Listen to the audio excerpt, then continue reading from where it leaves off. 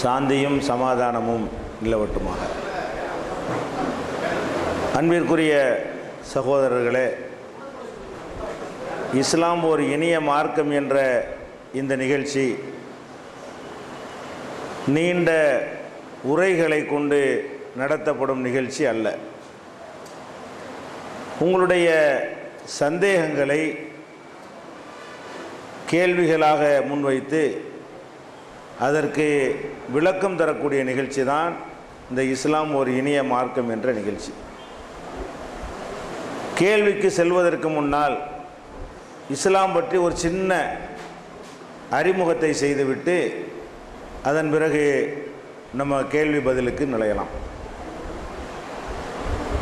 இஸ்லாம் மார்க்கம் உலகத்தில் இருக்கின்ற பல்வேறு பெரிய மார்க்கங்களிலே ஒரு மார்க்கமாக திகழ்கிறது. இந்த மார்க்கத்தை பொறுத்தவரை குறுகிய காலத்திலே சுமார் 1400 ஆண்டுகளிலே உலகத்தில் பல நூறு கோடி மக்களை தன்வசம் ஈர்த்து உலகத்தில் உள்ள அனைத்து நாடுகளிலுமே தன்னுடைய வேர்களை பதித்திருக்கக்கூடிய மார்க்கமாக இஸ்லாம் திகழ்கிறது.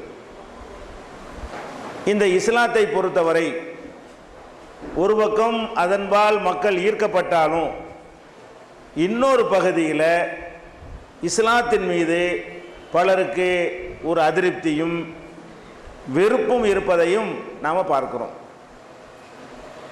இந்த உலகத்தில் நடக்கக்கூடிய தீவிரவாத செயல்கள், கடுமையான குற்றவியல் சட்டங்கள், முஸ்லிம் நாடுகளிலே நடக்கக்கூடிய நிகழ்வுகள், இவற்றை பற்றியெல்லாம் மக்கள் அதிருப்தி அடையும் பொழுது அது இஸ்லாத்தின் மீது அந்த அதிருப்தியை கொண்டு வந்து இணைத்து சம்பந்தப்படுத்தி கொள்கிறார்கள்.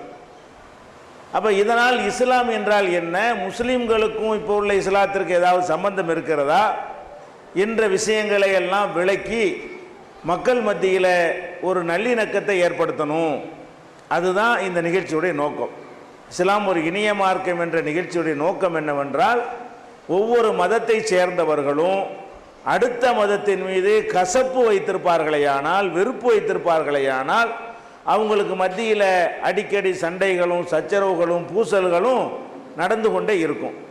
அப்போ ஒவ்வொரு மதத்தை சேர்ந்தவங்களும் மற்ற மதங்களை பற்றி சரியான முறையில் என்ன செய்யணும், புரிந்து வைத்திருக்க வேண்டும். இஸ்லாம்னா இதுதான் இஸ்லாம், இதுதான் இந்து மதம், இதுதான் கிறிஸ்தவ மதம் என்று ஒவ்வொரு மதத்தினுடைய நம்பிக்கைகளையும் அடுத்த மதத்துக்காரர்கள் புரிந்து அவரவர்களுடைய நம்பிக்கைக்கு மதிப்பு கொடுக்கக்கூடியவர்களாக ஒவ்வொருத்தரும் மாறிவிட்டோம் என்று சொன்னால் நமக்கு இடையில் ஒரு நல்லிணக்கம் ஏற்படும். அதை ஏற்படுத்தணுங்கிற நோக்கத்தில் தான் நாங்கள் அந்த கசப்பெல்லாம் நீங்கும். நீங்கள் கேள்விகள் கேட்பீர்கள், அது சம்பந்தமான விளக்கத்தை நம்ம சொல்லுவோம். அப்போ அந்த இஸ்லாத்தின் மீது முஸ்லீம்கள் மீது இருந்த கசப்பு உங்களுக்கு நீங்கும். அதே போல் நீங்களும் இது போன்ற ஒரு நிகழ்ச்சிகளை ஏற்பாடு செய்து எங்களை அழைத்து நீங்கள் கேள்வி கேளுங்க அப்படின்னு சொல்லி அந்த கசப்புகள் நீங்குமையானால் அப்போ தான் நமக்கு மத்தியில் உண்மையான நல்லிணக்கம் ஏற்படும். நம்ம நல்லிணக்கத்தை பற்றி எல்லாருமே பேசுகிறாங்க, எல்லா அரசியல் கட்சிகளும் பேசுகிறார்கள், எல்லா அரசாங்கமும் பேசுகிறது, எல்லா மதத்தினுடைய தலைவர்களும் பேசுகிறார்கள், அதிகாரிகள் பேசுகிறார்கள். ஒரு கலவரம் நடந்து விட்டது என்று சொன்னால் அப்போ அதிகமாக பேசுகிறார்கள். பேசியும் ஏற்பட மாட்டேங்குது. எல்லாரும் பேசுகிறார்கள், எல்லோரும் ஆசைப்படுகிறோம் நல்லிணக்கம் ஏற்படணும்னு சொல்லி, ஆனால் ஏற்படவே மாட்டேங்குது. சண்டை சச்சரவுகள் இந்த நவீன யுகத்தில் கூட கலவரங்கள் நடப்பது நம்ம பார்க்கிறோம். அப்போ இஸ்லாத்தை பொறுத்தவரை எங்கள் மார்க்கம் எங்களுக்கு என்ன சொல்லுது என்று சொன்னால், இந்த மார்க்கத்தில் பிற மதத்தவர்களை கட்டாயப்படுத்தக்கூடாது. குர்ஆன் எங்களுக்கு சொல்கிறது, லா இக்ராஹ ஃபித்தீன், இந்த மார்க்கத்தில் எந்த விதமான நிர்பந்தமும் கூடவே கூடாது, நிர்பந்தப்படுத்தி எந்த ஒரு கொள்கையும் திணிக்கக்கூடாது என்று ஒரு அருமையான ஒரு நல்லிணக்கத்துக்கு உரிய ஒரு போதனையை இந்த மார்க்கம் சொல்கிறது. அதே போல் முஸ்லீம்கள் அல்லாஹ்வை வணங்குகிறார்கள். அல்லாஹ்வை உருவமாக வைத்து கொண்டு நாங்கள் வணங்குவது கிடையாது. அவனுடைய ஆற்றல் சக்தி இவற்றையெல்லாம் மனதிலே இருத்தி அந்த படைத்த இறைவனை நாங்கள் வழிபட்டு கொண்டிருக்கிறோம். மற்ற மதத்தில் உள்ளவர்கள் எல்லாம் வேறு வேறு தெய்வங்களை என்ன செய்கிறாங்க, வணங்கி உருவமாகவோ உருவம் இல்லாத முறையிலேயோ பல தெய்வங்களை வணங்கி கொண்டிருக்கிறார்கள். இதை பற்றி எங்களுக்கு குர்ஆன் என்ன சொல்கிறது? அவங்க மார்க்கம் அவங்களுக்கு, உங்கள் மார்க்கம் உங்களுக்கு என்று ஒரு பக்கம் சொல்லிவிட்டு இன்னொரு பக்கம் என்ன சொல்கிறது என்று சொன்னால், லா தசுப்புல்லதீன எதுவூன மிந்தூன் இல்லா, அல்லாஹ் இல்லாமல் மற்ற தெய்வங்களை வேற மதத்துக்காரர்கள் வணங்குகிறார்களே அவங்கள பற்றி நீங்கள் குறை சொல்லாதீர்கள்.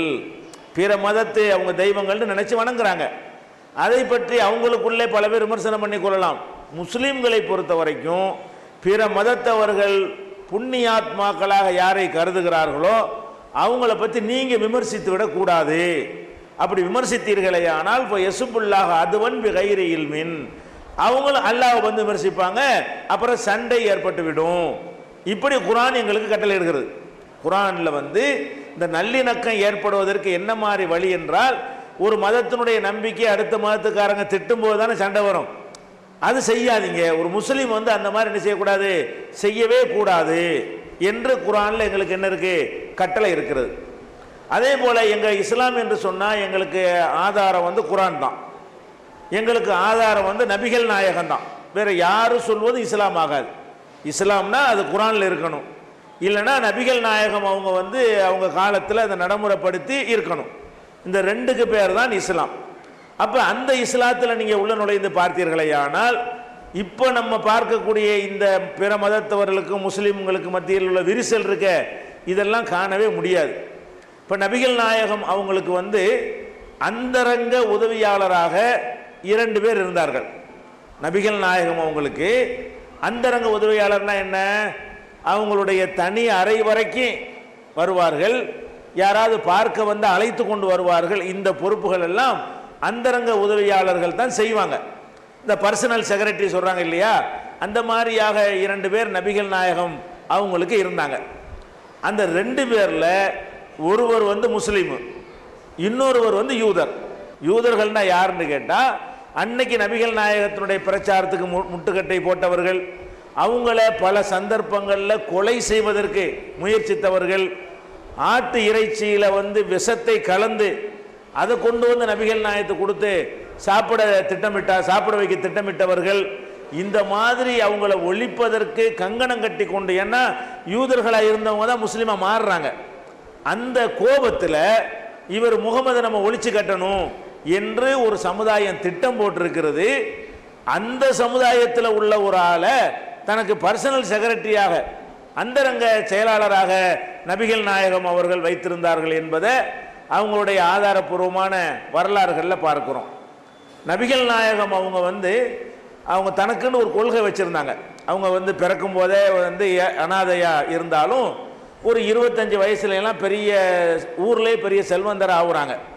40 வயசில் அவங்க இறை தூதர்னு சொன்ன காலத்தில் எல்லாம் ஊர்லேயே அவங்க தான் பெரிய வசதியானவராக, வியாபாரியாக இருந்து பெரிய வசதி படைத்தவராக இருந்தார்கள். பிறகு இந்த மார்க்கத்தை சொன்ன பிறகு எல்லா பொருளாதாரத்தையும் இழந்து ஊரை விட்டு விரட்டப்பட்டு நாடு கடத்தப்பட்டு இன்னொரு ஊரில் போய் தஞ்சம் அடைகிறாங்க. மக்காங்கிற ஊர்லேருந்து விரட்டப்பட்டு மதீனாங்கிற ஊரில் போய் அவங்க வந்து அடைக்கலம் கோரி போகிறார்கள். அங்கே போன பிறகு இந்த மாதிரியான எதிர்ப்பு அந்த ஊரில் இல்லை. வெளியூரில் உள்ள மக்கள் என்ன செய்கிறாங்க, அவங்களை அரவணைக்கிறாங்க. கூட்டம் கூட்டமாக நபிகள் நாயகத்தினுடைய கொள்கையை ஏற்றுக்கொள்கிறார்கள். சுற்று வட்டாரங்கள்லாம் அது பரவுகிறது. எந்த அளவுக்கு என்று சொன்னால், அந்த 10 வருஷம் தான் மதீனாவில் இருக்கிறாங்க. 63-40 வயசில் மக்காவில் பிரச்சாரத்தை ஆரம்பிக்கிறாங்க. 53 வயசு வரைக்கும் 13 வருஷ காலம் சொந்த ஊரில் பிரச்சாரம் பண்ணுறாங்க. 53லேருந்து 63 வயசு வரைக்கும் மதீனாங்கிற ஊரில் போய் பிரச்சாரம் பண்ணி 63 வயசில் அவங்க இறந்துடுறாங்க. இந்த 10 வருட காலத்தில் அரபு நாட்டிலேயே ஒரு பெரிய ஒரு சாம்ராஜ்யத்துக்கு அதிபதி ஆயிடுறாங்க. எந்த அளவுக்கு உங்களுடைய கொள்கை வளர்கிறது என்று சொன்னால், அன்றைக்கு பாரசீகம், ரோமாபுரி என்று 2 வல்லரசுகள் இருந்தது. இப்போ எப்படி அமெரிக்கா ரஷ்யா இருந்ததோ, இப்போ அமெரிக்கா மட்டும் இருக்கிறதோ, அந்த மாதிரி ஒரு காலத்தில் வந்து ஈரானை தலைமையாக கொண்ட பாரசீகர்களும் ரோம் இத்தாலியை தலைநகராக கொண்ட ரோமாபுரிக்காரர்களும் உலகம் பூரா ஆளக்கூடியவர்களாக இருந்தார்கள், பெரும் வல்லரசுகராக இருந்தார்கள். இந்த 2 வல்லரசுகளையும் வீழ்த்தி நபிகள் நாயகம் அந்த 10 வருஷ காலத்தில் ஒரு பெரிய ஒரே வல்லரசனுடைய அதிபராக மாறுறாங்க. 10 வருஷத்தில் மாறுறாங்கன்னா படதிரட்டி போய் மாறல, எல்லா கூட்டம் கூட்டமாக அவர்களுடைய கொள்கையை அரபு தீபகற்பம் முழுவதுமே அவங்க கொள்கையை ஏற்றுக்கொண்டு அவங்க மரணிக்கக்கூடிய நேரத்தில் நம்ம இந்தியா இருக்குது இல்லையா, இவ்வளவு பெரிய நிலப்பரப்புக்கு அதிபராக, இவ்வளவு பெரிய நிலப்பரப்புக்கு உண்டாக்கி துண்டு துண்டா செதறி கிடந்த ஊருக்கு ஒரு ராஜா இருந்தாங்க, அதையெல்லாம் வந்து தகர்த்து எரிந்து விட்டு ஒரு பெரிய வல்லரசுக்கு அதிபராகத்தான் அவங்க மரணிக்கிறாங்க. அவங்க ஒரு கொள்கை வச்சிருந்தாங்க. என்ன கொள்கை? அரசாங்கத்தினுடைய நிதியில் இருந்து நானும் ஒரு பைசா, ஒரு பேரிச்சம்பழம் கூட எடுக்க மாட்டேன், என்னுடைய சொந்த பந்தத்தில் உள்ளவர்களும் எடுக்கக்கூடாது என்று ஒரு கொள்கையை வைத்திருந்தார்கள். அதனால தான் குடிசையில் வாழ்ந்தாங்க. குடிசையில் ஒரு 10க்கு 10 சின்ன ஒரு அறை தான் அவங்களுடைய வீடு, அரண்மனையெல்லாம் இல்லை, கயிற்றுக்கட்டில் தான் படுத்தார்கள். அன்னைக்கெல்லாம் ராஜாக்கள்லாம் வந்து சிம்மாசனங்கள், தங்கத்தில் சிம்மாசனங்கள் செய்து, தங்கத்தில் செருப்புகளை காலணிகளை தயார் செய்து, தங்கத்தில் கிரீடம் சூட்டி, தங்கத்தில் செங்கோல் வைத்து, தங்கத்திலேயே குளியல் அறைகள் கட்டி, இப்படியெல்லாம் சொகுசாக வாழ்ந்ததுக்கு தான் அன்னைக்கு உள்ள மன்னர்கள் இருந்தாங்க. இன்னைக்கெல்லாம் அப்படி ஜனநாயக ஆட்சி வந்த பிறகு அப்படி கிடையாது. மன்னர் ஆட்சி இருந்த காலத்தில் நினைஞ்சாங்க அந்த மாதிரி அளவுக்கு அதிகமான டாம்பிகத்தோடு தான் மன்னர்கள்லாம் வாழ்ந்தாங்க. இவங்க ஒரு வல்லரசுக்கு அதிபர், அவங்க பேரை கேட்டாலே உலகத்தில் உள்ள ஆட்சியாளர்கள்லாம் நடுங்கிற அளவுக்கு ஒரு பெரிய சக்தியாக உருவான நேரத்தில் கூட அவங்க வாழ்ந்தது குடிசையில் தான். அவங்க கைத்துக்கட்டெல்லாம் படுத்தாங்க. ஒரு நாள் சாப்பிட்டால் ஒரு நாள் சாப்பிட முடியாது. குடும்பத்தார்கள் வந்து ரொம்ப ஏழ்மையான தான் அந்த வாழ்க்கை நினைஞ்சாங்க, ஓட்டினாங்க. அந்த அளவுக்கு பரிசுத்தமாக இருந்தார்கள். அவங்களுடைய வருமானத்திற்காக என்னென்னா ஒரு 100 ஆடு கொண்ட ஒரு ஆட்டு பண்ணை வைத்து அதிலிருந்து வரக்கூடிய 100 ஆடு இருந்தால் உங்களுக்கு வந்து டெய்லி ஒரு ஆடு குட்டி போட்டுகிட்டே இருக்கும். டெய்லி ஒரு ஆடு நம்ம எடுக்கலாம். 100 ஆடு நீங்கள் ஒழுங்காக பராமரித்தீர்களேயானால் அதில் தினசரி என்ன செய்யலாம், ஒரு ஆடு உற்பத்தியாகி ஒரு குட்டி போட்டுகிட்டே இருக்கும். ஒரு பெரிய ஆட்டை எடுத்து நம்ம என்ன செய்யலாம், அதை வந்து நம்மளுடைய தேவைகளுக்கு பயன்படுத்தி கொண்டே இருக்கலாம். இந்த மாதிரி அது வந்து வேறு பணிகளை பாதிக்கவும் செய்யாது. பிரச்சார பணி, நிர்வாக பணியெல்லாம் பாதிக்காது. வியாபாரம்னு ஈடுபட்டோம்னா முழு நேரத்தையும் அது வாங்கிடும். இது அப்படியெல்லாம் நேரத்தை சாப்பிடாது. இந்த மாதிரி ஒரு திட்டமிட்டு ஒரு வாழ்க்கை அமைத்து கொண்டு அவங்க அரசு பணியையும் இந்த மார்க்க பணி, ஆன்மீக பணியையும் சேவையாக செய்தார்கள். அதை வைத்து ஆதாயம் அடையவில்லை. அப்போ அவங்களுக்கு ஒரு நெருக்கடி ஏற்படும் பொழுது அவங்களுடைய ராஜ்யத்தில், அவங்களுடைய தலைநகரத்தில் மதீனாங்கிற ஊரில் ஒரு யூதர் தான் ஒரு பெரிய வசதியானவராக இருக்கார், வேற சமுதாயத்துக்காரர். அவர்கிட்ட போய் தன்னுடைய கவசத்தை அடைமானமாக வைத்து சில மரக்கால் கோதுமைகளை வாங்கி வந்து கடைசி நேரத்தில், மரணிக்கிற நேரத்தில், அரசாங்கத்தில் குவிந்து கிடக்கிறது கஜானாவில், அதை தொடாமல் இன்னொரு சமுதாயத்தை சேர்ந்தவர்கிட்ட அடமானம் வைத்து அதை மீட்காமலே மரணித்தார்கள். அது அடமானம் வைக்கப்பட்ட நிலையிலே நினைஞ்சாங்க மரணித்து விட்டார்கள்னு பார்க்கிறோம். இப்போ எதுக்கு இதை சொல்கிறோம் என்று கேட்டால், அவங்க இவ்வளோ பெரிய வல்லரசாக இருக்கிற அந்த காலத்தில் அவங்களுடைய ஆட்சியில் முஸ்லீம்களுக்கு எதிரி சமுதாயமாக தங்களை வைத்திருந்தார்களே, அவங்க வந்து பெரிய தொழிலதிபர்களாக இருக்க முடிகிறது. மன்னருக்கு கடன் கொடுக்கிற அளவில் அவங்களுடைய பொருளாதார நிலைமை உயர்ந்திருக்கிறது. அப்படின்னா அந்த மாதிரியான வசதிகள் அந்த அரசாங்கம் செய்து கொடுத்தா தானே இது சாத்தியமாகும். நீ வேற மதத்துக்காரன், நீ எல்லாம் உன்னை முன்னேற விட மாட்டோம் அப்படின்னு சொல்லி உன்னை எல்லாத்தையும் பறிமுதல் பண்ணிடுவோம். அந்த காலத்தில் இப்படிலாம் பண்ணாங்க. இந்த ஜனநாயக காலத்தில் அதை கற்பனை பண்ண முடியலை. அந்த காலத்தில் எல்லாம் சர்வாதிகார ஆட்சி நடந்த காலத்தில் எல்லாம் நினச்சதெல்லாம் செய்யலாம். பத்திரிக்கை கிடையாது, டிவி கிடையாது, போராட்டங்கள் பண்ண முடியாது. அதனால் என்ன வேண்டாலும் செய்யலாம், யாருமே எந்த ஒரு கேள்வியும் கேட்க முடியாது. அப்படிப்பட்ட ஒரு காலத்தில் என்ன செய்கிறாங்கன்னா, அவங்க ஆளுகையில் இருந்த பிற மதத்தை சேர்ந்த ஒருவர் பெரிய தனவந்தராகவும் முகமது நபி அவர்கள் அவற்றை கடன் வாங்கக்கூடியவராகவும் இருந்தார்கள் என்று சொன்னால், மற்ற மதத்துக்காரர்களை எப்படி நடத்தியிருக்கிறார்கள், சாதாரணமாக எப்படி நடத்திடலாம், அதிகாரம் வரும்போது எப்படி நடக்கிறாங்கிறத டெஸ்ட்டுங்க. நம்மள்ட்ட ஒரு அதிகாரம் இல்லைன்ற உடனே நடிக்கலாம், நானும் சமாதானம்னு பேசலாம். நம்மள்ட்ட ஃபுல் பவர் இருக்கும்போது எப்படி நடக்கிறோம், அதுதான் ஒரு மனிதனை வந்து எடை போடுறதுக்கு சரியான அளவுகள். இந்த முகமது நபி வந்து அவ்வளோ பெரிய பவர்ஃபுல்லான ஒரு வல்லரசுக்கு அதிபராக இருந்த அந்த காலகட்டத்தில் பிற மதத்தை சேர்ந்தவர் வந்து வசதி உள்ளவராகவும் அவரிடத்தில் இருந்து இவங்க கடன் வாங்கக்கூடியவர்களாக இருந்தார்கள் என்பதை நம்ம பார்க்கிறோம். அதே மாதிரி நபிகள் நாயகம் அவர்கள் பள்ளிவாசலில் அமர்ந்திருக்கிறார்கள். அப்போ ஒரு பிரேதம், ஒரு இறந்து போனவருடைய உடலை கொண்டு வர்றாங்க, தூக்கிட்டு வர்றாங்க. அப்போ நபிகள் நாயகம் என்ன செய்கிறாங்கன்னா எழுந்து நிற்கிறார்கள். அந்த உடல் வந்த உடனே அதை பார்த்தோன்னு என்ன செய்கிறாங்க, எழுந்து நிற்கிறார்கள். அப்போ கூட இருந்த முஸ்லீம்கள்லாம் அவங்கள்ட்ட சொல்கிறாங்க, இது நம்மால் இல்லை. கூட இருந்த முஸ்லீம்கள் என்ன செய்கிறாங்க, நபிகள் நாயகத்திட்ட இது யூதருடைய உடல் பிணம், யூதருடைய பிரேதம் தான், அது நம்ம முஸ்லீமுடைய உடல் கிடையாது அப்படிங்கிறாங்க.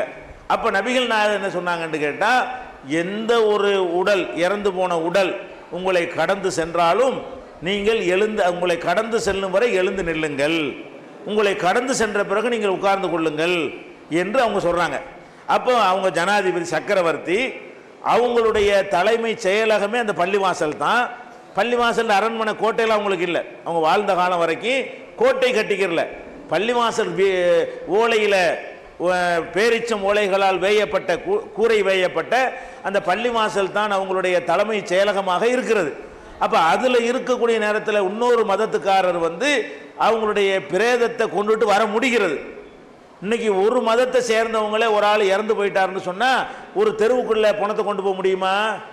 ஒரு மதத்தில் உள்ளவங்களே கூட ஓஞ்சாதி எப்படி எங்கள் தெருவுக்குள்ளே நீ பணத்தை கொண்டு வர்ற, விடமாட்டோன்னு சொல்லி இறந்த ஒரு மனிதன் விஷயத்தில் கூட கருணையற்றவர்களாக நடக்கக்கூடியவர்கள் நம்ம நாட்டிலும் உலகத்திலையும் பல பகுதிகளில் கொஞ்சம் பேர், அனைவரும் இல்லை, கொஞ்சம் இருக்கிறார்கள். ஓரளவுக்கு அந்த மாதிரியான ஆட்கள் என்ன செய்கிறாங்க, இருந்து கொண்டிருக்கிறார்கள். அப்போ அந்த காலம் எப்படி இருக்கும்? இந்த காலமே இப்படி இருந்தால் அந்த காலத்தில் எப்படி இருக்கும்? அப்போ நபிகள் நாங்கள் எப்படி மாற்றுறாங்கன்னு கேட்டால், இன்னொரு மதத்துக்காரனாக இருந்தாலும் அவனுக்கு முஸ்லீமுக்கு இருக்க எங்கள் கையில் ஆட்சி இருந்தாலும் முஸ்லீமுக்கு இருக்கிற உரிமை உனக்கும் இருக்கிறது.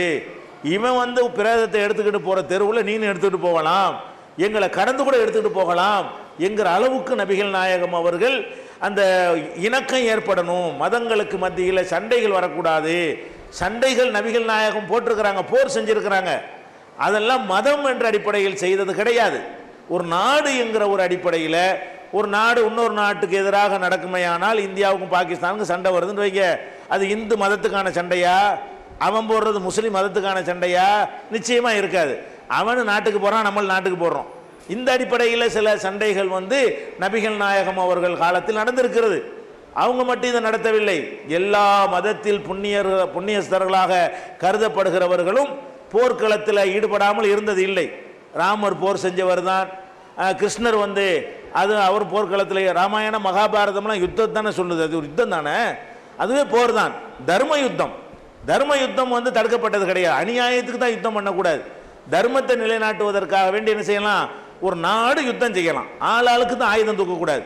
அந்த மாதிரி நபிகள் நாயகம் அவர்கள் ஒரு சக்கரவர்த்தி என்கிற ஒரு அடிப்படையில் அவங்க அண்டை நாட்டில் உள்ளவங்க ஆக்கிரமிக்க வந்தார்களே, ஆனால் அவங்களை எதிர்த்து போரிட வேண்டும். 15-16 போர்கள் அவங்க செய்திருக்கிறார்கள்.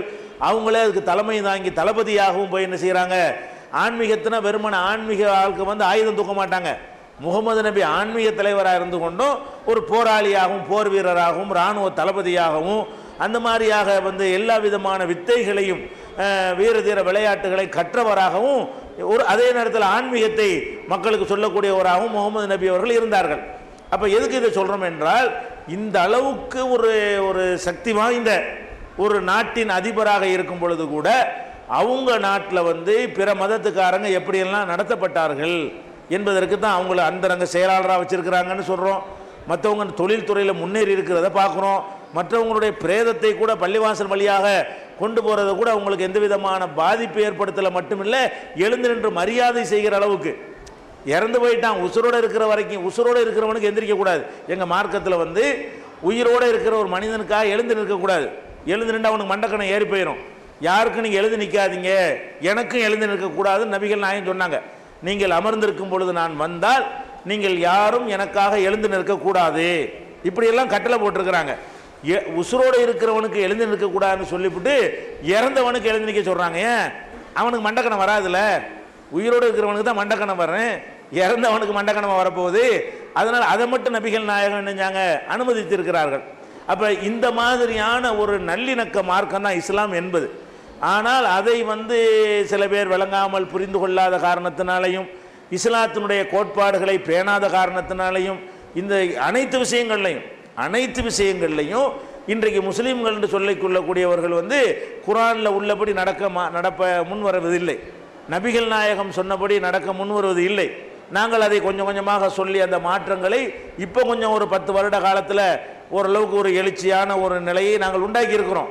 அது ஒரு எதுக்கு தலைப்பு இனிய மார்க்கம்னு கொடுத்துருக்குறோம் என்று கேட்டால், இஸ்லாம்னா ஒரு பயங்கரமான ஒரு மார்க்கம், 4 கிறுக்கங்க ஏதோ செய்கிறதை வைத்துக்கொண்டு இஸ்லாம்னா ஒரு காட்டுமிராண்டித்தனமான ஒரு மார்க்கம் என்கிற கருத்து ஊடகங்கள் வழியாக மக்களுடைய உள்ளங்களில் என்ன செய்யப்படுகிறது, திட்டமிட்டு விதைக்கப்படுகிறது. இஸ்லாத்தில் ஒன்றை சம்மந்தப்படுத்துகிறா இருந்தால் குர்ஆனில் இருந்தால் தான் இஸ்லாத்தோட சம்மந்தப்படுத்தணும். நபிகள் நாயகம் சொன்னால் தான் அது இஸ்லாம்னு சொல்லணும். முஸ்லீமாக பிறந்துட்டு வரதட்சணை வாங்குவான், அது இஸ்லாம் வாங்க சொல்லணும்னு எடுத்துக்கிற முடியுமா? முஸ்லீமாக பிறந்தவன் குடிப்பான், இஸ்லாம் குடிக்க சொல்லுன்னு சொல்லுது. இஸ்லாம் தான் குடிக்கக்கூடாதுன்னு சொல்லுத.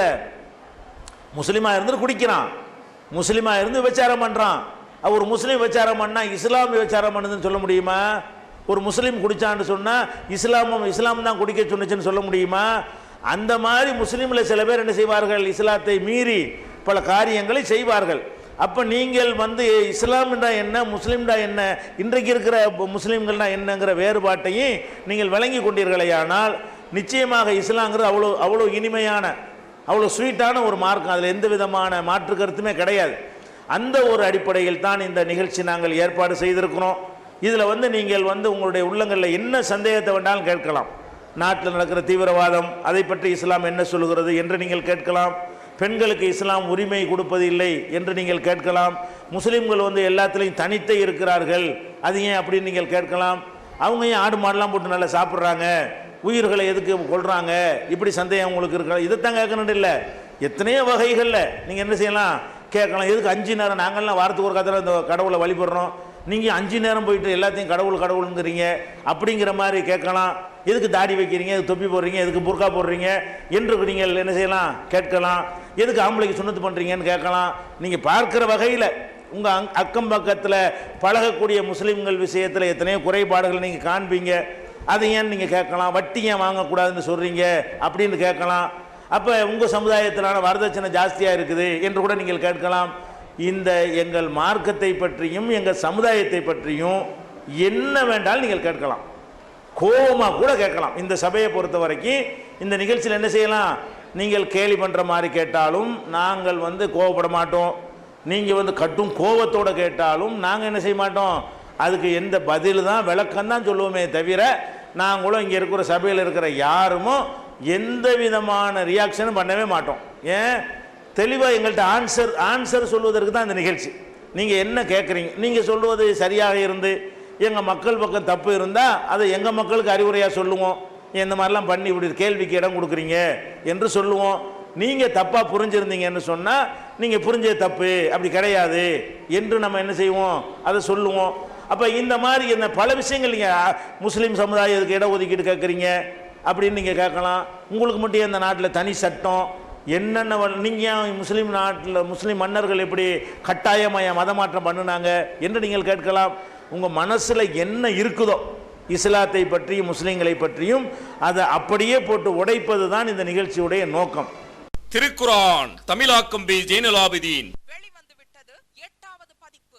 அனைவருக்கும் புரியும் எளிய நடை, தேவைப்படும் வசனங்களுக்கு தெளிவான விளக்கங்கள், கலை சொற்களின் விளக்கங்கள், திருக்குர்ஆன் எவ்வாறு அருளப்பட்டது, எவ்வாறு தொகுக்கப்பட்டது என்பது குறித்து முழுமையான விளக்கம். நபிகள் நாயகம் ஸல்லல்லாஹு அலைஹி வஸல்லம் காலம் முதல் இன்று வரை குர்ஆன் பாதுகாக்கப்பட்ட வரலாறு, திருக்குர்ஆன் இறைவனின் வார்த்தைகள் என்பதற்கான அடுக்கடுக்கான ஆதாரங்கள், முந்தைய பதிப்புகளை விட மெருகூட்டப்பட்ட செய்திகள், கூடுதலான பக்கங்கள், அழகிய வடிவமைப்பு, உயர்தரமான பைண்டிங். விலை ரூபாய் 300 மட்டுமே. வெளியீடு மூன் பப்ளிகேஷன், நம்பர் 83/3, முதல் மாடி, மூர்தரு, மண்ணடி, சென்னை 1. போன் 65690810. என்னுடைய அறிமுகமாக நான் ஒட்டச்சத்திரத்திலிருந்து இங்கு வந்திருக்கிறேன். பல இந்து முன்னணி கூட்டங்களுக்கு கூட நான் சென்றிருக்கிறேன். வரலாறை எடுத்து பார்க்கின்ற பொழுது கிபி 1657 1707 வரை ஆட்சி புரிந்திருக்கின்ற அவுரங்கசீப் காலத்திலே அவுரங்கசீப் ஒரு மிக மிக கெட்டிக்கார ஒரு இஸ்லாமிய அரசர். கிட்டத்தட்ட இந்தியாவிலே ஒரு 90% மண்ணை அவருடைய கட்டுப்பாட்டு கீழ் கொண்டு வந்திருந்தார். அவர் காலத்திலே இந்துக்கள் மிக மிக கொடுமைப்படுத்தப்பட்டார்கள். அதில் எந்த விதமான ஒரு மாற்று கருத்தும் இல்லை. கிட்டத்தட்ட ஒரு 240 250 கோவில்கள் தரைமட்டமாக்கப்பட்டன. அவர்கள் இந்துக்களுக்கு ஜிசியா வரி என்ற வரி மீண்டும் எதிர்த்து விட்டார். அப்புறம் அவருடைய அந்த வரி விதிப்பிலே கூட இந்துக்களுக்கு 5.5%, முஸ்லீம்களுக்கு 2.5%, அந்த பொருள்களிலே விற்பனை வரியை கட்டாயம் தருவதாக கூறியிருந்தார். முஸ்லீம்களுக்கு கூட அவர் முழுக்கால் சட்டை அடிக்கின்ற அளவையும் அவர்கள் வைத்திருக்கின்ற தாடியினுடைய அளவையும் கூட அவர் கட்டுக்கோப்பாக இவ்வளவு இன்ச்சு இருக்க வேண்டும் என்று அவருடைய ஒரு கட்டுக்கோப்பாக வைத்திருக்கிறார் என்று நினைக்கின்ற பொழுது, அந்த இந்துக்களை அவர்கள் மிக மிக கேவலமாக அவர்கள் இந்துக்களுடைய இறந்த அவருடைய உடலை புதைக்கின்ற பொழுது கூட அல்லது சுட்டு அதை ஆற்றிலே கரைக்கின்ற பொழுது கூட அதற்கு கூட வரி வசூலித்து செய்திருக்கின்ற கொடுமையான ஒரு சூழ்நிலையிலே அந்த காலகட்டத்திலே இந்துக்களை மிக கட்டாயப்படுத்தி மதமாற்றம் செய்திருக்கிறார் என்று வரலாறு சொல்லுகிறது, நான் சொல்லவில்லை. அப்படி இருக்கின்ற பொழுது இந்தியாவில் இருக்கின்ற முஸ்லிம்களால் உங்களுடைய மூதாதையர்கள் உங்களுடைய வம்சாவளியினர் இந்துவாகத்தான் இருந்திருக்க கூடுமே என்கிற அந்த ஒரு கேள்விக்கு உங்களுடைய பதிலை கேட்டுக்கொண்டு விடைபெறுகிறேன். நன்றி, வணக்கம். அதாவது என்ன அவர் சொல்ல வர்றாருன்னா, அவுரங்கசீப் என்கிற ஒரு மன்னர் ரொம்ப கட்டாயப்படுத்தி கொடுமைப்படுத்தி மதமாற்றம் செய்தார். அந்த அடிப்படையில் தான் நீங்கள்லாம் கூட முஸ்லீமாக இருக்கிறீங்க, உங்களுடைய முன்னோர்கள்லாம் இந்துக்களாக தான் இருந்திருப்பாங்க, அவர் கட்டாயப்படுத்தி தான் நினைஞ்சார் முஸ்லீமா எல்லாரையும் ஆக்கிட்டாரு என்று ஒரு கருத்து அந்த கேள்வியில் இருக்கிறது. அதான் முக்கியமான கருத்து. மீதி உள்ள சில விஷயங்கள் இருக்குது, அதுக்கு நான் பதில் சொல்லிடுறேன். முதல் விஷயம் விளங்கி கொள்ள வேண்டும், இந்த இஸ்லாத்திற்கு நாங்கள்லாம் வந்திருக்கிறோம் இல்லையா, இது அவுரங்கசீப் காலத்தில் கட்டாயப்படுத்தி அப்படி வந்திருப்பார் என்று நீங்கள் சொன்னீர்களேயானால், அது வெள்ளையர்கள் காலத்தில் பிரித்தாள்வதற்காக எழுதப்பட்ட ஒரு கட்டுக்கதை தான் அதுக்கு அடிப்படை. இந்த மாதிரி கதை எதனால் உண்டாக்கப்பட்டுச்சுன்னு சொன்னால், ஏன்னா எங்கள் மார்க்கத்தில் கட்டாயம் இல்லைன்னு குரான் சொல்லுது, லா இக்ராஹ ஃபித்தீன், இந்த மார்க்கத்தில் எந்த விதமான வற்புறுத்தலும் கூடவே கூடாது, விரும்பிதான் ஒருவர் பணத்தாசை கொடுத்து கூட நாங்கள் மதமாற்றம் பண்ணுவதே கிடையாது. நீங்களே பார்க்கலாம், அவங்களா விரும்பிதான் இந்த மார்க்கத்தை ஏற்றுக்கொள்ளணும். மனசால் ஏற்றுக்கொண்டாதான் கடவுள் இந்த மார்க்கத்தை வந்ததாக அங்கீகரிப்பார். கட்டாயப்படுத்தும் போது ஒருத்த மனசால் வருவானா? உலகத்தில் உள்ள நாம தான் வெளிப்படையாக உள்ளதை வச்சு முடிவு செய்வோம். கடவுள் எதை முடிவு செய்வார்னு கேட்டால், இவர் இஸ்லாத்தை ஏற்றுக்கொண்டது உள்ளத்தில் இருக்குதான்னு தான் கடவுள் பார்ப்பார். அப்போ கடவுள் பார்க்கிறது உள்ளத்தை என்கிற காரணத்தினால கட்டாயப்படுத்தி ஒரு அறுவலை காட்டி இஸ்லாத்தில் வர்றேன் அப்படின்னா முஸ்லீம் ஆயிடுவான் அவன். அப்படி எங்கள் மார்க்கம் சொல்லவே கிடையாது. இது குரானில் நிறைய அதுக்கு தடை இருக்கிறது. அப்போ இது வெள்ளைக்காரன் என்ன பண்ணாண்டா, அவனை எதிர்த்து நம்ம போரிட்டோம் இல்லையா, இந்துக்களும் போரிட்டோம் முஸ்லீம்களும் போரிட்டோம், இந்த ரெண்டு பேரும் ஒன்றா சேர்ந்து போரிட்டால் நம்ம ஆட்சி நிலைக்காது என்பதற்காக வேண்டி ரெண்டு சமுதாயத்துக்கு மத்தியில் வெறுப்பு வரணுங்கிறதுக்கு தான் அவன் எழுதுன அவுரங்கசீப் வரலாறுகளில் தான் நீங்கள் சொல்கிறதெல்லாம் இருக்கிறது. அதுக்கு மறுப்பாக பிராமண சமுதாயத்தை சேர்ந்த எத்தனையோ வரலாற்று ஆய்வாளர்களை அவுரங்கசீப் சம்பந்தமாக சொல்கிற எல்லாம் பொய், அவர் அந்த மாதிரியான ஜிசியா ஒன்று தான் உண்மை. அதுக்கு ஒரு ரீசன் ரெண்டாவது சொல்கிறேன். பாக்கியெல்லாம் அந்த கட்டாயப்படுத்தினார், மதமாற்றம் பண்ணார், அது எல்லாமே கட்டுக்கதைகள். பல கோயில்களுக்கு அவர் மானியங்கள்லாம் கொடுத்து இன்றைக்கு அந்த கோயில்கள் இருப்பதாகவெல்லாம் வரலாற்றில் அப்படி எழுதி பிராமண சமுதாயத்தை எழுத்தாளர்கள் வெள்ளைக்காரன் நாட்டை விட்டு போன பிறகு அப்படியும் எழுதியிருக்கிறார்கள். அதை விட்டுருங்க. இப்போ நம்ம என்ன வர்றோம்னு கேட்டால், கட்டாயப்படுத்தி ஒரு மதத்தில் ஒருத்தர் சேர்க்க இயலுமா? அவுரங்கசீப்புடைய ஆட்சி காலம் இப்போ இருக்கிற மாதிரியான நவீன ஆயுதங்களை கொண்டு ஆட்சி நடத்துகிற காலம் இல்லை. அந்த காலத்தில் அதிகபட்சம் என்ன, அருவா கத்தி தான், வாள் இதுதான் இருக்குது, வேலை ஈட்டி தான் இருக்குமே தவிர துப்பாக்கி பீரங்கி எல்லாம் இருக்காது. இந்த மாதிரி ஆயுதங்கள் இருக்கும் பொழுது தான் சின்ன கூட்டத்தை வச்சு பெரிய கூட்டத்தை அடக்கலாம். இந்த துப்பாக்கி பீரங்கி இருந்துச்சுன்னு வைங்க, ஒரு நம்ம 100 பேர் இருக்கிறோம், 100 பீரங்கி இருக்கிறது, அவன் 1,00,000 பேர் இருக்கான், ஒத்தண்டை பீரங்கி இல்லை, அந்த 1,00,000 பேரை காலி பண்ணி போடலாம். ஏன், இருக்கிற மெட்டீரியல் அப்படி மெட்டீரியலாக இருக்குது. வாழை கொண்டு சண்டை போடுறதுன்னு வைங்க, 100 வாள் வச்சுருந்தா கூட வெறும் ஆளாக அமுக்கி நம்ம நினைஞ்சிருவான், 1,00,000 பேரை நம்மளை காலி பண்ணிட்டு போயிடுவான். அப்போ அவுரங்கசீப்பு காலமாகட்டும் முஸ்லீம் மன்னர்களுடைய காலம் அனைத்துமே இந்த வெள்ளைக்காரன் அந்த நாட்டில் வரும்போது தான் இந்த வெடிமருந்துகளோடு என்ன செய்யறான், நம்மளை மிரட்டி ஆட்சியை கைப்பற்றிக்கிறான். அவங்களுடைய ஆட்சி காலத்தில் எல்லாம் கடைசி காலத்தில் திப்பு மாதிரி சில ஆட்க உங்கள் ஊரில் வரைக்கும் ஆட்சி பண்ணார் திப்பு சுல்தான். அவர் மாதிரி சில ஆட்கள் இந்த வெடிமருந்து டெக்னாலஜி அவங்களாம் கடைசி காலத்தில் உள்ளவங்க, வெள்ளைக்கார நாட்டை விட்டு போகிறது கடைசி கட்டத்தில் உள்ளவங்க. இவங்க வேணா வெடிமருந்துகள் பீரங்கிகள் பயன்படுத்தி இருக்கிறார்களே தவிர அவுரங்கசீப் அந்த மாதிரியான அவங்க காலத்துலலாம் என்ன கிடையாது, இந்த மாதிரியான டெக்னாலஜி கிடையாது. அப்படி இருக்கக்கூடிய நேரத்தில் இப்போ முஸ்லீம்கள் இன்றைக்கே நாங்கள் வந்து அரசாங்க கணக்குப்படி 13% இருக்கிறோம். 87 இந்துக்கள் இருந்தால் 13 முஸ்லீம் இருக்கிறோன்னு வைங்களேன். நாங்கள் 13 இருக்கிறோம். அவுரங்கசீப் காலத்தில் எத்தனை இருந்திருப்போம்? இன்னும் கம்மியாக இருந்திருப்போம். ஒரு 5 3 2 இருப்போம். அப்போ 2 இருக்கக்கூடிய ஒருத்தன் வந்து 98 இருக்கிறவனை வந்து மிரட்டி மரட்டி கொண்டுருவேன்னு சொன்னால் முதிச்சு கொண்டு வர மாட்டாங்க, அவனை விரட்டி விட்டுருக்க மாட்டாங்க. அவன் இந்த நாட்டை ஆள முடியுமா? முஸ்லீம் மன்னர்கள் வந்து யாரை மிரட்டுவா?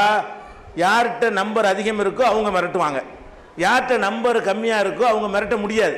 அப்போ அந்த காலத்தில் வந்து அவங்க நாடு பிடிக்க வந்தாங்க, மதத்துக்கு வரவே கிடையாது. பாபர்ல இருந்து எல்லா மன்னர்களுமே ஒரு ஆட்சியை நடத்துவதற்கு வந்தவர்களே தவிர அவர்கள் மதத்தை ஒரு ஆட்சியை ஸ்தாபனம் பண்ணி மதத்தை நிலைநாட்டணும் பரப்பணும் என்பதற்கு வந்தவர்களே கிடையாது. ஒரு முஸ்லீம் மன்னரும் ஹஜ்ஜி செஞ்சது கிடையாது. இந்தியாவை ஆட்சி செய்த ஒரு முஸ்லீம் கூட மன்னர் கூட மக்காவுக்கு போய் ஹஜ்ஜி கடமையை நிறைவேற்றினவன் கிடையாது. அப்போ இவனுக்கே மதம் இல்லை, இவன் போய் மதமாற்றம் பண்ணுவானா? அவனே மதத்தை கடைப்பிடிக்காத ஒருத்தன் அந்த புறத்தில் பொம்பளையில் வச்சுட்டு ஆட்டம் போட்டவன்லாம் மதமாற்றம் எப்படி செய்வான்? அவனுக்கு நோக்கமே அது கிடையாது எந்த முஸ்லீம் மன்னருக்கும்.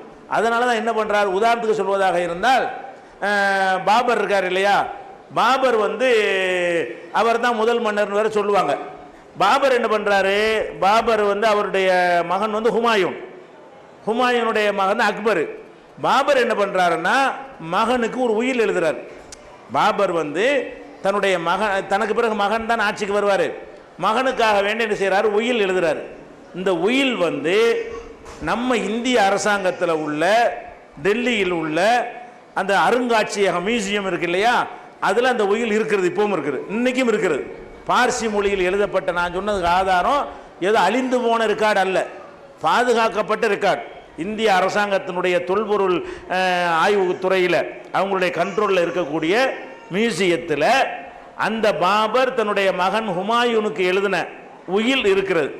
அதில் என்ன எழுதுறாரு தெரியுமா, அருமை மகன் ஹுமாயூனே, நீ வந்து இந்துக்கள் அதிகமாக இருக்கக்கூடிய ஒரு நாட்டை ஆளப்போகிறாய், எனக்கு பிறகு முஸ்லீம்கள் இருக்கிற நாட்டை நீ ஆளவில்லை, இந்துக்கள் அதிகமாக இருக்கிற ஒரு நாட்டை நீ ஆளப்போகிறாய். அவர்களுடைய மனம் கோணாதபடி இருந்தால்தான் உன்னால் ஆள முடியும், இல்லை என்று சொன்னால் உன்னுடைய ஆட்சியை அந்த நாட்டில் நிலைநாட்ட முடியாது. அதனால இன்னென்னதெல்லாம் நீ செய்யணும் என்று ஒரு பட்டியல் போடுறாரு. எந்த அளவுக்கு போடுறாருன்னா, இப்போ நம்ம முஸ்லீம்கள் வந்து இறைவனுக்காக நாங்கள் குர்பானி கொடுப்போம் இல்லையா, ஆடு மாடு ஒட்டகம், இந்த 3ல் எதை வேண்டாலும் கொடுக்கலாம். ஆட்டை குர்பானி கொடுக்கலாம், மாட்டை கொடுக்கலாம், ஒட்டகத்தை கொடுக்கலாம். அவர் எழுதுறாரு, நீ குர்பானி கொடுக்கறதா இருந்தா ஆட்டை கொடுத்துக்க, ஒட்டகத்தை கொடுத்துக்க, மாட்டை கொடுக்காத. ஏன்னா மாட்டை வந்து இந்துக்கள் வந்து ஒரு புனிதமாக அவங்க கருதுறாங்க, அவங்க அதை வச்சுக்கிட்டு உனக்கு எதிர்ப்பாக ஆகிவிடுவார்கள். நம்ம மார்க்கத்தில் அது அனுமதி இருந்தாலும் நீ அதை தவிர்த்து கொள் என்று அவர் எழுதி ரெக்கார்டு. இதெல்லாம் வந்து இந்திய அரசாங்கத்தினுடைய கண்ட்ரோலில் உள்ள ஆவணத்தில் பாதுகாக்கப்பட்ட ஒரு செய்தி நான் சொல்கிறேன். இப்படி பயந்து நடந்தவர்கள் எப்படி மதமாற்றம் பண்ணுவான்? மாட்டை கூட அறுத்துப்படாதப்பா உன்னை விரட்டி விட்டுருவாங்க, ஆள முடியாது, நம்ம ஆள்வதற்கு வந்திருக்கிறோம், நாடு பிடிச்சி பதவியில் இருக்கிறதுக்கு வந்திருக்கிறோம். மதமாற்றம் வரவே இல்லை, எல்லாரும் நாடு பிடிக்கிற வேலையை அலைஞ்சானுவோம், எல்லாரும் எல்லா மதத்திலும் இருந்தாங்க. இந்தியா தான் ஏமாளிதர், இந்தியாக்காரன் தான் போய் வேறு நாட்டு ஆளவே இல்லை. உலகத்தில் உள்ள எல்லா நாட்டுக்காரன் நினைஞ்சு நான் பிரெஞ்சுக்காரன் வந்து ஆண்டான், பிரெஞ்சுக்காரன் பிடிச்ச பகுதி இன்றைக்கும் காரைக்காலாக மாகியாக ஏனாமாக பாண்டிச்சேரியாக இருந்து கொண்டிருக்கிறது. போர்த்துகீசியர் வந்து ஆண்டான், தரங்கம்பாடி கோட்டை இன்றைக்கி என்ன இருக்கிறது அதுக்கு சாட்சியாக இருந்து கொண்டிருக்கிறது. பிரிட்டிஷார் வந்து ஆண்டான். அப்போ இந்தியாவையும் இன்னும் உலகத்தின் பல நாடுகளையும் நாடு பிடிப்பதற்காக வேண்டி எல்லாரும் போனானோ. இந்தியாக்காரன் தான் நாடு பிடிக்க எங்கேயும் போகவே இல்லை, எல்லாம் நம்ம நாட்டுக்கு வந்தாங்க, உலக நாட்டுக்கெல்லாம் போனாங்க. அந்த மாதிரி வந்தாளுக்கு இவங்க ஒரு சின்ன படையை ஓட்டிக்கிட்டு வந்து நாட்டை ஆளுவது நம்ம மந்திரியாக இருக்கணும், ஜனாதிபதியாக இருக்கணும், ஒரு மன்னராக இருக்கணும், இதுக்கு வந்த ஆளுக்கு இவங்கெல்லாம். அப்போ அதனால என்ன பண்ணுறாங்கன்னா, இந்துக்களுடைய மனம் கோணாமல் நட இப்படியாக என்ன செஞ்சாங்க அவங்க சொன்னாங்க. இன்னும் சொல்ல போனால் பாபர் போனது அயோத்திக்கு நீங்கள் போங்க, அயோத்திக்கு போனீங்கன்னா ராமர் ஜென்மஸ்தானம்னு 50 கோயில் இருக்குது. இவன் ஒன்றை பிடிச்சி பாபர்னு சொல்லிட்டு இருக்கிறான், 50 இருக்குதாங்க. அங்கே போனீங்கன்னா நீங்கள் பார்க்கலாம். அதில் எல்லாம் என்ன இருக்குன்னா, பல பாபர் மசூதி, பல ராம ஜென்ம கோயிலில் இந்த கோயில் பாபருடைய மானியத்தால் கட்டப்பட்டதுன்னு எழுதி கல்வெட்டு வச்சிருக்காங்க. நீங்கள் இன்னைக்கு போய் பார்க்கலாம் அயோத்தியில். இது கதையோ கற்பனையோ கிடையாது. இப்போ நீங்கள் போனால் இன்னும் அழிக்கப்படாமல் இன்றைக்கும் பார்க்கலாம். அப்போ முஸ்லீம் மன்னர்கள்லாம் எப்படி நடந்தார்கள்னு கேட்டால், ஆட்சியை தக்க வைக்கணும். மற்றவங்க எந்த அளவுக்கு தக்க வைக்க போனாங்கன்னு கேட்டால், பாபர் இப்படி சொன்னாரா, ஹுமாயூன் அதை விட ஒருபடி இறங்கினாரா, அவர் மகன் அக்பர் இருக்கார், அவர் என்ன பண்ணார் தெரியுமா, அட இஸ்லாம்கிட்ட காட்டிக்கிற கூடாது, ஒரு புது மதத்தை உண்டாக்கிடுவோம், அப்போ தான் நம்ம ஆட்சியில் இருக்க முடியும்னு தீன இலாஹின்னு ஒரு மதத்தை உண்டாக்கி விட்டாந்தாள். இஸ்லாத்தை விட்டே போயிட்டார் அவர்.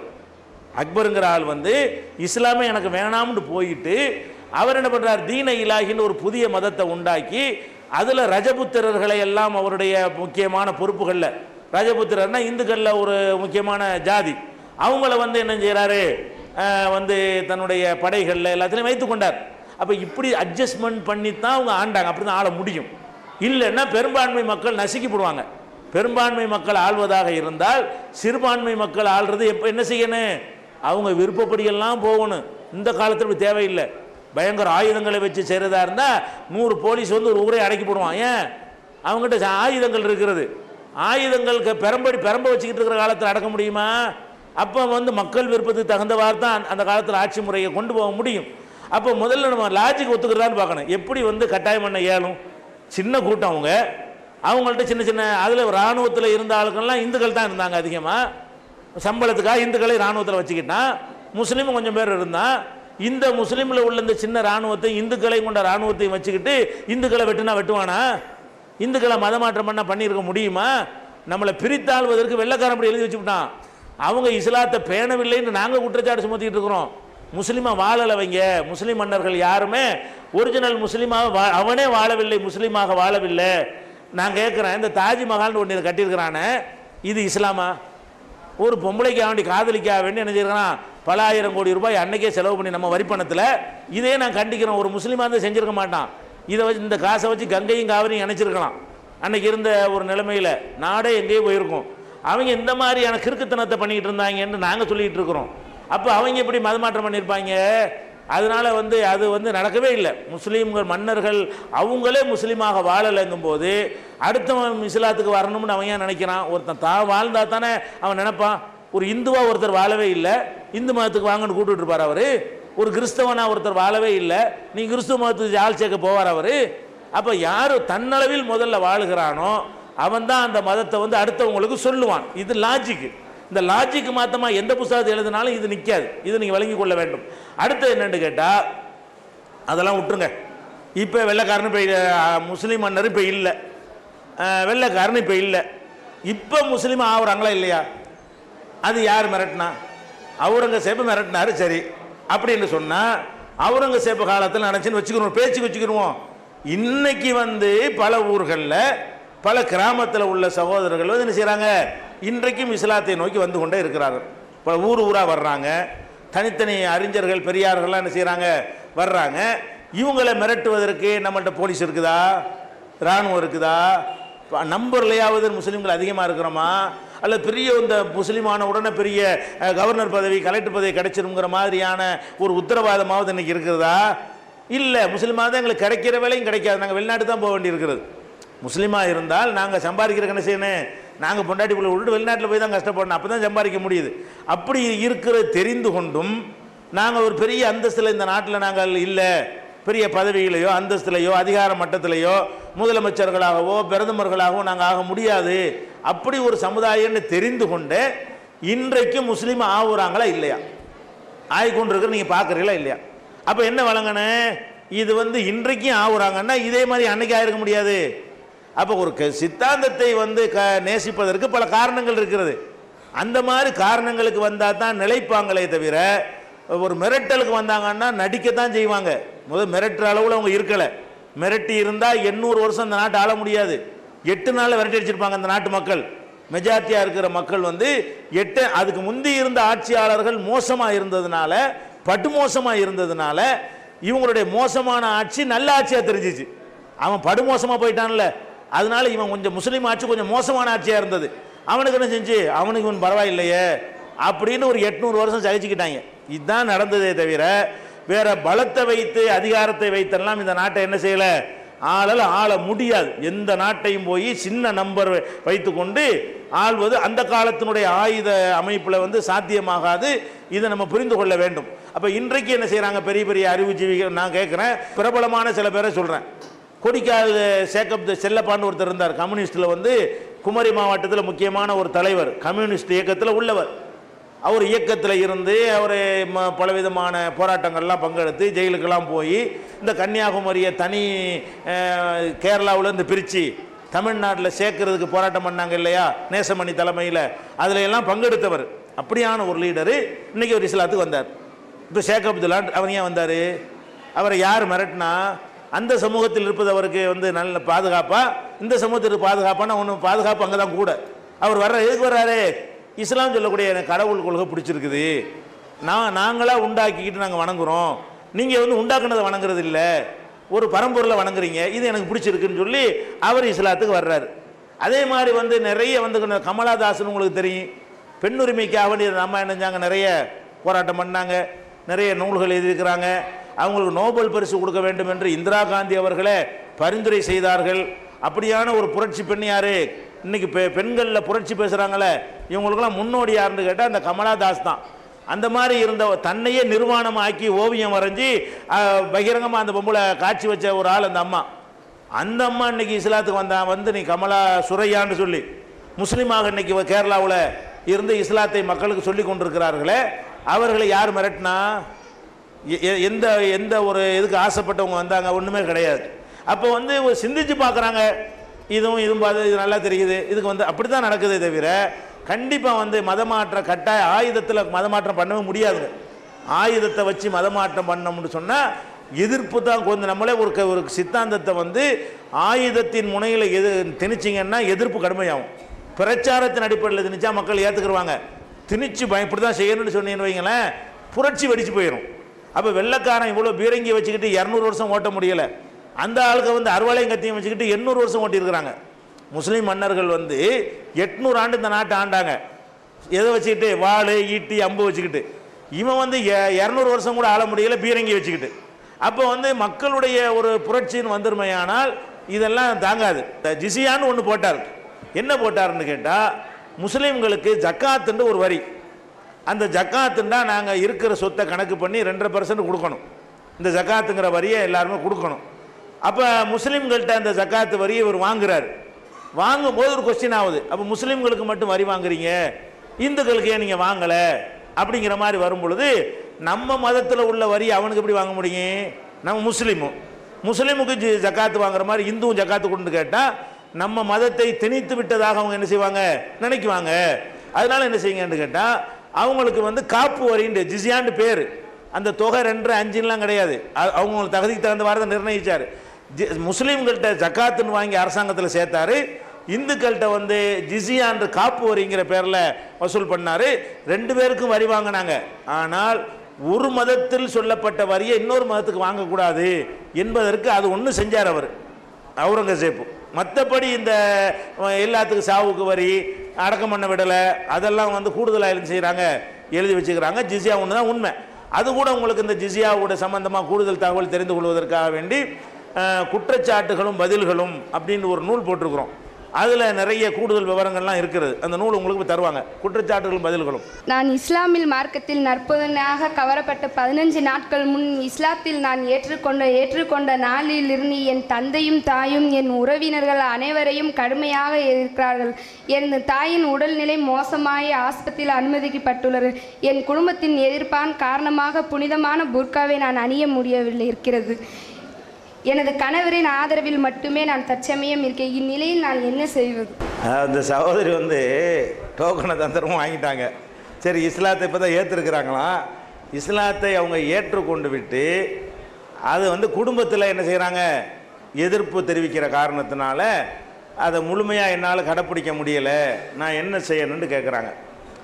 பொதுவாக வந்துங்க நம்முடைய மனசில் இந்துக்களாக இருக்கட்டும் முஸ்லீம்களாக இருக்கட்டும், அவங்களா விரும்பி ஏற்றுக்கொண்டா தான் எதுவுமே என்ன இருக்கு, அது வந்து உள்ளத்தில் நிலைச்சி நிற்கும். அப்போ ஒரு மதத்தில் இருக்கக்கூடியவருக்கு அந்த மதம் பிடிக்கலை, வேறு ஒன்றுக்கு போகிறாருன்னு சொன்னால் அதை கட்டாயப்படுத்தியெல்லாம் என்ன செய்ய முடியாது, யாராலையும் தடுக்க. முஸ்லீமாக ஒருத்தன் இருக்கிறான், எனக்கு இஸ்லாம் பிடிக்கலான்னு போகிறான், போனால் போய்க்க, அதுக்கு என்ன செய்கிறது என்கிற அளவில் தான் அதை எடுத்துக்கொள்ள வேண்டும். அதே மாதிரி இந்துவாக இருக்கிறான் ஒருத்தன், அவன் வந்து அவனுக்கு இஸ்லாம் தான் பிடிச்சிருக்கு, கிறிஸ்துவ மார்க்கம் தான் பிடிச்சிருக்கு போகிறான், அந்த பெற்றோர்கள் என்ன செய்யணும், சரி பிடிச்சா போய்க்கப்பா என்று தான் சொன்னால் தான் அது வந்து நடைமுறைக்கு சாத்தியமாகுமே தவிர, அவங்களுக்கு பிடிச்ச ஒரு விஷயத்துக்கு மாற்றமானதை நம்ம திணிச்சோம் என்று சொன்னால் பலவிதமான பின்விளைவுகள் ஏற்படுவதை நம்ம பார்க்குறோம். இதில் சகிப்புத்தன்மை கம்மியாக இருக்கிறது தான் இதற்கெல்லாம் காரணமாக இருக்குது. ஆனால் உதாரணமாக ஒரு குடும்பத்தை எடுத்துக்கிட்டிங்கன்னா, காங்கிரஸ் குடும்பம்னு சொல்லுவாங்க, அதனுடைய பையன் வந்து திமுகவில் இருப்பான், இன்னொரு பையன் அண்ணா திமுகவில் இருப்பான். தகப்பனார் காங்கிரஸில் பெரிய லீடராக இருப்பார், மகனில் ஒரு மகன் திமுகவில் இருப்பான், ஒரு மகன் அண்ணா திமுகவில் இருப்பான், ஒன்றா தான் வீட்டில் இருப்பாங்க. அது ஒரு கொள்கை, இது ஒரு கொள்கை, அவங்களுக்குள்ள சண்டை சச்சரவுலாம் வெளியில் நடக்கும், உள்ளுக்குள்ளே அண்ணன் தம்பியாக இருப்பாங்க. தேர்தலில் எதிர்த்து போட்டிடுவாங்க அண்ணன் தம்பிலாம், அதுக்கப்புறமே எல்லாம் நல்லது கிட்டல சேர்ந்துக்கிட்டு தான் செய்வாங்க. அப்போ இதை எப்படி ஏற்றுக்கொள்கிறோமோ, இது எப்படி அந்த காங்கிரஸுடைய தகப்பனார் வந்து தன்னுடைய ஒரு மகன் திமுகவில் இருக்கும், அது உங்களுக்குப்பா, எத்தனை பேர் கோயில் அர்ச்சகராக இருப்பார், அவர் பையன் திகாவில் இருப்பான், அதுக்கு என்ன பண்ணுறது, அவர் கோயிலில் அர்ச்சகராக இருக்க சொல்கிறாரு, பையன் என்ன செய்கிறான், கடவுளை இல்லைன்னுக்கிட்டு இருக்கிறான், நம்ம என்ன பண்ண முடியுங்கிறேன். அப்போ நம்ம வந்து ஒரு சித்தாந்தத்தில் நம்ம இருக்கிறோம். இது இளைஞர்களுக்கு வந்து அதை ஆய்வு பண்ணுறாங்க. இன்றைக்கி அவங்களுக்கு எது ஆய்வு பண்ணி திணிக்கக்கூடாது, ஆசை வார்த்தை காட்டக்கூடாது, மிரட்டக்கூடாதே தவிர, இஸ்லாம் முடிஞ்சா இஸ்லாத்துக்கு போயிட்டு போகிறாங்க, கிறிஸ்தவம் முடிஞ்சா கிறிஸ்தவத்துக்கு போயிட்டு போகிறாங்க, இந்து மதம் முடிஞ்சா இந்து மதத்துக்கு வந்துட்டு போகிறாங்க, ஒன்றுமே இல்லை நாத்திகத்துக்கு போனால் போயிட்டு போகிறாங்க. நம்ம சின்ன வயசில் சொல்ல வேண்டியது ஒழுங்காக சொல்லுவோம். அதுக்கப்புறம் அவரவர்களுடைய அறிவை பயன்படுத்தி சிந்தித்து பார்த்து எந்த வாழ்க்கை தனக்கு பொருத்தமாக அறிவுக்கு ஏற்றதாக இருக்கிறதோ அதை ஏற்றுக்கொள்வோம் என்று போனால் அதை நாம் மறுக்கக்கூடாது என்கிற ஒரு மனநிலை நம்ம எல்லாருக்கும் வந்துருச்சுன்னு சொன்னால் இது ஒரு இஷ்யூவாக ஆகாது. எதை எதிர்க்கலாம், மிரட்டி மதமாற்றம் பண்ணுறது, காசு கொடுத்து நீ எங்கள் மார்க்கத்துக்கு வந்தால் உனக்கு வேலை தருவோம், எங்கள் மார்க்கத்துக்கு வந்தால் வெளிநாட்டுக்கு அனுப்பி வைப்போம், எங்கள் மார்க்கத்துக்கு வந்தால் பள்ளிக்கூடத்தில் இடம் தருவோம், எங்கள் மார்க்கத்துக்கு வந்தால் உனக்கு வந்து வீடு கட்டி தருவோம், இலவசமாக மருத்துவம் தருவோம், இது மாதிரியா சொல்வதை கண்டிக்கலாம். இது வந்து ஒரு மனிதனுடைய இந்த ஓட்டுக்கு லஞ்சம் கொடுக்குறாங்க இல்லையா, அது மாதிரி உள்ளது. இது ஒரு மனிதனுடைய சுயமரியாதையும் அவனுடைய மானத்துக்கு எதிராக இருக்கக்கூடிய ஒரு செயல். இது இல்லாமல் விரும்பி அவர்கள் ஒரு மதத்தை கடைபிடிப்பார்களேயானால், அந்த பெற்றோர்கள் இருப்பார்களேயானால், அதை என்ன செய்யக்கூடாது, எந்த மதத்துடைய பெற்றோர்களாக இருந்தாலும் பிள்ளைகளுக்கு வந்து என்ன செய்யணும், அந்த சுதந்திரத்தை கொடுத்துடணும். விரும்பினா தான் ஒரு மதத்தில் இருப்பாங்க. அவங்களுக்கே விரும்பலங்க, நீங்கள் ஏன் அப்படி இழுத்து வைக்க பார்க்குறீங்க? மதத்தை விட்டு மாறிட்டதுனால உறவு மாறி போயிருமா? இப்போ எங்கள் தகப்பனார் ராமசாமியாக இருந்தார்னு வச்சுக்கிறோம் பேச்சுக்கு, அவர் என் தகப்பன் இல்லைண்டாயிருமா? நான் முஸ்லீம் ஆகிட்டதுனால அவர் தகப்பனார் இல்லாமல் ஆயிரும், அவர் தான் தகப்பன். நான் முஸ்லீம் ஆனாலும் என் தகப்பன் யார், அவர் தான் தகப்பன். நான் முஸ்லீம்லேருந்து வேறு மதத்துக்கு மாறிட்டேன்னாலும் என் தகப்பன் தான். அப்போ இரத்த பந்தங்கள் எதுவுமே என்ன செய்யாது, மதம் மாறுவதனால மாறாது. அண்ணன் தம்பி அந்த மாதிரி தாத்தா பாட்டி இந்த மாதிரிலாம் எதுவுமே மாறாது. அப்போ இதை விளங்கி கொண்டு அந்த பெற்றோர்கள் என்ன செய்யணும், அவங்கவுங்க எதை விரும்புகிறாங்களோ அது பெருசாக எடுத்துக்கக்கூடாது. சரி உனக்கு அது பிடிச்சிருக்கா, சரி போய்க்க, என் பிள்ளைய மட்டும் நீ இரு, அப்பனுக்கு செய்கிற வேலையை ஒழுங்காக செய்யி, ஆத்தாவுக்கு செய்கிற கடமையை ஒழுங்காக செய்யி, அப்படி தான் எல்லா மதத்திலும் சொல்லப்பட்டிருக்கு. அந்த கடமை நீ ஒழுங்காக நிறைவேற்றுப்பான்னு சொல்லணுமே தவிர, இது மாதிரியா இருக்கிறதுனால அவங்க குடும்பத்தில் நெருக்கடிக்கு உள்ளாக இருக்கிறாங்க. அது வந்து இங்கேருந்து அறிவுரை சொல்கிறதுனால அவங்களுக்கு தீர்வு கிடைக்க போகிறதில்ல. ஏன்னா அவங்க ஏற்றுக்கணுன்னதை அவங்க இங்கே இருக்காங்களான்னு தெரியலை, வந்திருக்காங்களான்னு தெரியலை. அப்போ நீங்கள் என்ன செய்யுங்கன்னா, நீங்கள் பிரத்யேகமாக ஒரு கடிதம் எழுதுனீங்கன்னா உங்களுக்கு என்ன மாதிரியான ஒத்துழைப்பு தேவைப்படும், என்ன மாதிரி நாங்கள் உங்களுக்கு வழிகாட்ட இயலுங்கிறத தெரிவிக்க இயலும். இதில் ஒரு அறிவுரையில் சொல்கிறதுனால என்ன வராது, உங்களுடைய பெற்றோர்களுக்கு இந்த செய்தி போய் சேராது. அவங்க இதை பார்க்க போகிறதும் இல்லை, கேட்க போகிறதும் இல்லை, அதனால் உங்களுக்கு ஒரு நன்மை ஏற்பட போகிறதும் இல்லை. தனிப்பட்ட முறையில் உங்களுக்கு என்ன சட்ட ரீதியான பிரச்சனை இருக்கா, அது மாதிரி இடைஞ்சல் இருக்குதா, மிரட்டல்கள் ஏதாவது இருக்குதான்னா நம்ம நாட்டில் சட்டம் வந்து எல்லாத்துக்கும் பாதுகாப்பு கொடுக்குறது. அப்போ நம்ம காவல்துறை அணுகி நாங்களே தலையிட்டு என்ன செய்வோம், யாருக்கு எந்த மதத்துக்காரங்களாக இருந்தாலும் சரி அவங்களுக்கு ஏதாவது பாதுகாப்பு சட்ட ரீதியாக தேவை என்றால் இந்த ஜமாத்தில் நாங்கள் என்ன செய்வோம், ஹெல்ப் பண்ணி கொடுப்போம். அந்த மாதிரி நீங்கள் தபால் மூலமாக என்ன செய்யுங்க, தகவல் தொடர்பு கொள்ளுங்கள். மூன் பப்ளிகேஷன்ஸ் வெளியீடுகள்: இஸ்லாமிய அடிப்படை கல்வி, திருமுறையின் தோற்றுவாய், திருக்குரானில் அறிவியல் சான்றுகள் பாகம் 1, அர்த்தமுள்ள கேள்விகளும் அறிவுபூர்வமான பதில்களும், குரான் கூறும் ஓரிரை கொள்கை, நபி வழியில் தொழுகை சட்டங்கள், மாமனிதர் நபிகள் நாயகம், குரான் மட்டும் போதுமா, ஹதீஸ்கள் குரானுக்கு முரண்படுமா, அழகிய இஸ்லாமிய பெயர்கள், இதுதான் பைபிள், ஜனாசாவின் சட்டங்கள், ஏகத்துவமும் இணை வைப்பும், திருக்குரானின் அறிவியல் சான்றுகள் பாகம் 2, இஸ்லாம் பெண்கள் உரிமையை பறிக்கிறதா, பிறை ஓர் விளக்கம், இஸ்லாம் ஓர் இனிய மார்க்கம், நபி தோழியர் வரலாறு, குற்றச்சாட்டுகளும் பதில்களும், நோன்பு, இயேசு இறைமகனா, வருமுன் உரைத்த இஸ்லாம், உண்மை தோழர் அபுபக்கர் அலி, பெண்களுக்கான நபி வழி சட்டங்கள், அறிவுச்சுடர் அன்னை ஐசார் அலி, இஸ்லாத்தில் சொர்க்கம் நரகம், நபி தோழர்களும் நமது நிலையும், துவாக்களின் தொகுப்பு, முகைதீன் மௌலிது ஒரு ஆய்வு, குரானை எளிதில் ஓதிட, நபிகள் நாயகம் பல திருமணம் செய்தது ஏன், யாக்குத்பா ஒரு ஆய்வு, நபி வழியில் நம் ஹஜ், நபி வழியில் குழந்தை வளர்ப்பு, தராவி தொழுகை ஒரு ஆய்வு, ஜக்காத் ஒரு ஆய்வு, இஸ்லாத்தில் இல்லறம், கியாமத் நாளின் 10 அடையாளங்கள், நபிகளாரின் நற்போதனைகள், மன்னரை வாழ்க்கை,